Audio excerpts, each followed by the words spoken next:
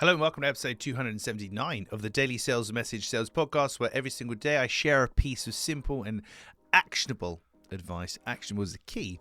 Actionable advice that's designed to help you feel more confident and sell more stuff too.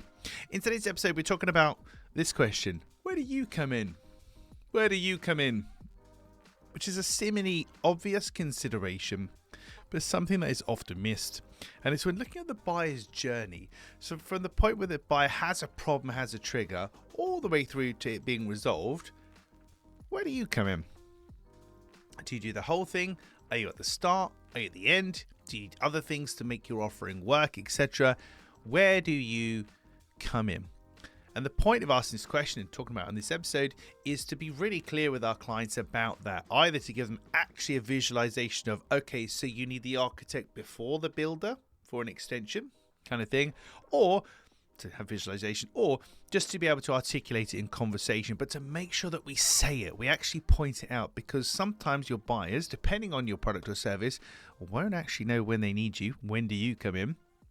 And if we get that timing piece wrong, they may not use you. They might find somebody else. Something might go wrong. So be very clear with your buyers.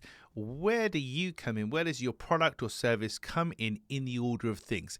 The main example for me here is with Clear Sales Message. I have people call me on a regular basis, email me on a regular basis, wanting me to do their messaging, telling me that, oh, we're just having our website done at the moment. When our website is done, then we'll look at our messaging. And I have to turn around and say, oh, actually, I come before that. So where do I come in? I come in before that, because the messaging creates like a recipe, which will then influence the website and everything else. So by being clear on where I come in, they can understand when they might need me, and I maximize my chance of actually selling to them because they really understand the value of what I do. So reflect today, where do you come in for your buyer in terms of their buyer journey, and make it clear and obvious, and if you can, illustrate it for them.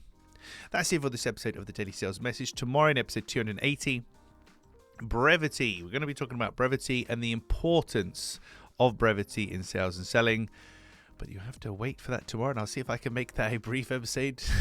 But ironically, it'll probably be a long, verbose episode. There we go.